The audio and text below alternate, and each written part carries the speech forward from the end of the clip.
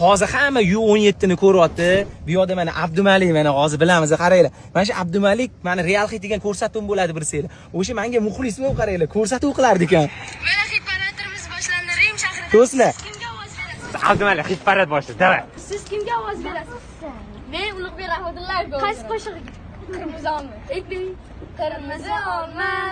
Shirin bo'larkan. Mana shu bolalar hozir ko'ryapsizlar, O'zbekistonimizni bayrog'ini yuqori cho'qqilarga ko'rsatib, mana o'z kuchini ko'rsatishyapti, o'yinni hamma kuzatyapti. Mana shu bola meni muxlisim bo'lgan ekan, do'stlar, hozir men endi bu bolani muxlisiman. Do'stlar, mana hozir Abdumalik otasiga qo'yamiz, do'dalariga rahmat aytib qo'ymoqchimiz, sog'amiz bor, chunki do'dalarining roli katta bu Abdumalik bu darajaga yetishiga.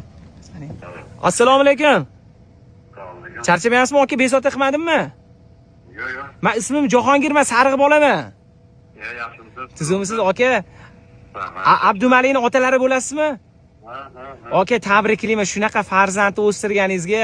Bizni do'dalari bu futbolda hozir shu natijaga yetishga juda anaqalari bo'lgan ekan, sabablari bo'lgan ekan. Ya'ni har bitta gollariga pullar berib, premiya berardi ekanlar oldin.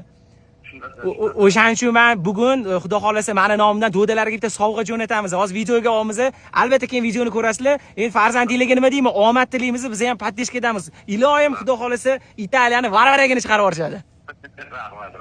Sog' bo'ling, sog' bo'ling. Hali do'dani oldiga xudo xolasa o'tishadi, yigitlar bitta duo qilib qo'yadilar. Rahmat. Yigitlar sizlarga omad tilayman. Bizni kuzatyapmiz. Jahon chempioni bo'linglar. Omad.